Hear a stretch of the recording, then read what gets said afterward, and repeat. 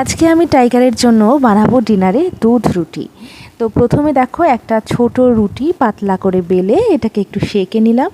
এবার শুকনো রুটিটাকেই টুকরো টুকরো করে কেটে একটা মিক্সিং বোলে এইভাবে নিয়ে নিলাম।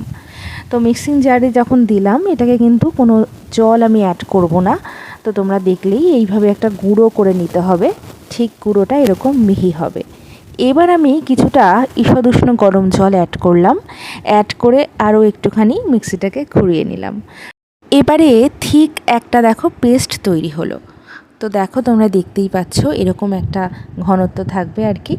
এবার এটা ডিপেন্ড করে, টাইগার যেমন রিসেন্টলি একটুখানি ঘন খাবার খেতে পছন্দ করছে, তাই আমি জলটা একটু কম অ্যাড করছি।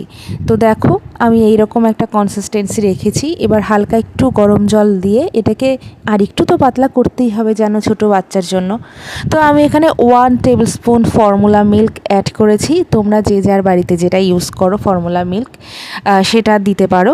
এবার আমি দেখো একটুখানি জল নিয়ে ওই 1:2 ধরে নাও, 1 টেবিল স্পুন ফর্মুলা মিল্ক হলে ওই 2 to 3 tablespoon water add করতে হবে।